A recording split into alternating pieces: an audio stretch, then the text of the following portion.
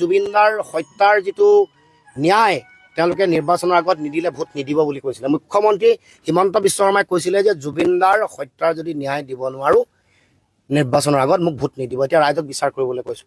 আমি কথা দিছোঁ যে 100টা দিনৰ ভিতৰত আমাৰ চৰকাৰ হোৱাৰ লগে লগে জুবিনদাৰ মৃত্যুৰ ন্যায় আমি দিম, এই হত্যাৰ ন্যায় দিম।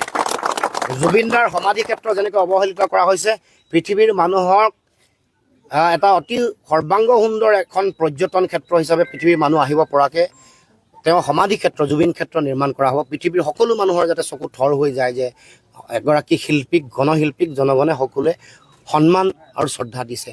আৰু তাৰ লগে লগে যিটো দেশৰ প্ৰধানমন্ত্ৰী গৃহমন্ত্ৰী অসমলৈ আহি তেওঁৰ নাম নল'লে, জুবিন ক্ষেত্ৰলৈ যাবলৈ সময় নহ'ল, আজিলৈকে ভাৰতৰত্নটো দিয়া দূৰৰে কথা, এটাও পদ্ম সন্মান নিদিলে। সেইবোৰ কথাও আগন্তুক দিনসমূহত চৰকাৰ আমাৰ হোৱাৰ লগে লগে এইবোৰ দাবী উত্থাপন কৰিম। জুবিনদাৰ হত্যাৰ যিটো ন্যায় তেওঁলোকে নিৰ্বাচনৰ আগত নিদিলে ভোট নিদিব বুলি কৈছিলে। মুখ্যমন্ত্ৰী হিমন্ত বিশ্ব শৰ্মাই কৈছিলে যে জুবিনদাৰ হত্যাৰ যদি ন্যায় দিব নোৱাৰো নিৰ্বাচনৰ আগত মোক ভোট নিদিব। এতিয়া ৰাইজক বিচাৰ কৰিবলৈ কৈছোঁ। আমি কথা দিছোঁ যে 100টা দিনৰ ভিতৰত আমাৰ চৰকাৰ হোৱাৰ লগে লগে জুবিনদাৰ মৃত্যুৰ ন্যায় আমি দিম, এই হত্যাৰ ন্যায় দিম।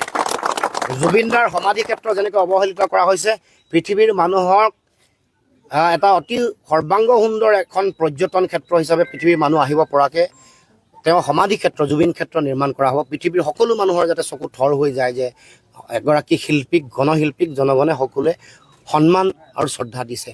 আৰু তাৰ লগে লগে যিটো দেশৰ প্ৰধানমন্ত্ৰী গৃহমন্ত্ৰী অসমলৈ আহি তেওঁৰ নাম নল'লে, জুবিন ক্ষেত্ৰলৈ যাবলৈ সময় নহ'ল, আজিলৈকে ভাৰতৰত্নটো দিয়া দূৰৰে কথা, এটাও পদ্ম সন্মান নিদিলে। সেইবোৰ কথাও আগন্তুক দিনসমূহত চৰকাৰ আমাৰ হোৱাৰ লগে লগে এইবোৰ দাবী উত্থাপন কৰিম।